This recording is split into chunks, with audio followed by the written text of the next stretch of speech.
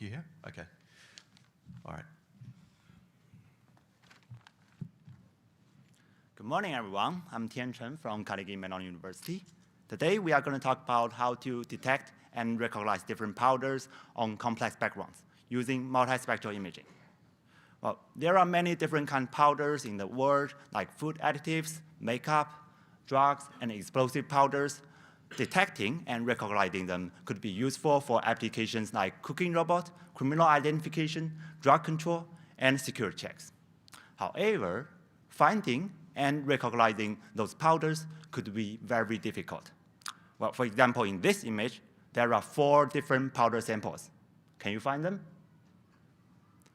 Well, even if we know where they are, it's still very hard for us to tell what they are. It's because we do not have enough useful information to distinguish between different powders and between powders and backgrounds. Algorithms may use shape, context, texture, and color information for recognizing objects.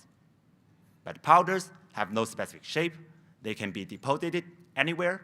They are textureless, and many different powders share the same color. Like in this image, 20 different powders look all white in visible light. So, to solve this problem, we propose to have a look at a wider range of the spectrum. Well, as we can see that as the wavelength gets longer and longer, the powders show significantly different appearances, especially in the shortwave infrared channels.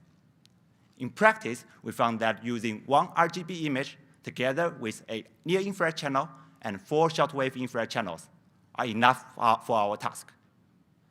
To capture such data, we propose to co-locate a RGB image with a near-infrared image, a near-infrared camera, and a shortwave infrared hyperspectral camera, and image the target through a 45-degree mirror. The spectrum of the shortwave infrared camera can be controlled by 2 voltage settings. Well, now it looks like we just need to capture enough data and train a machine learning model, right? But in practice, we found that it doesn't work. Let's see why. Here are 3 different powder samples. We can see that the powders are actually translucent, and its transparency depends on the thickness of the powder. So the thin powder on background color really depends on the powder color, background color, and the thickness of the powder. So to capture a data set covering different powders, different backgrounds, and different thickness levels, it may take me 20 years, because I need to prepare all the powder samples and backgrounds, calibrate the system, capture the image, label the ground truth, and clean the table finally. So it's not doable for me. To solve this problem, we propose to render thin powder on background images by blending thick powder and background images. We propose a model that assumes the thin powder intensity is a per channel alpha blending between a thick powder intensity and the background intensity. The alpha value follows the Beer-Lambert law. And the model parameters are very easy to calibrate using a thin powder patch, a thick powder patch, and a background patch. We build such patch dataset with 100 different powders and 100 different background materials. And we composite and blend those patches to render thin powder on background images. We also build a dataset that with real powders on real backgrounds and with ground truth labels. Here are our experimental results. And the powder names are shown on the right.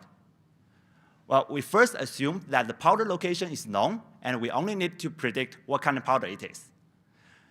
And our method, based on nearest neighbor, achieved over 60% top 1 accuracy, and is actually 20% higher than the one without the blending model. And we also found that using only 4 shortwave infrared channels together with near IR and RGB can already achieve a high performance. The second experiment, we assume that the powder location is unknown, so it becomes a segmentation task. Our result, based on deep learning, is very similar to the ground truth result.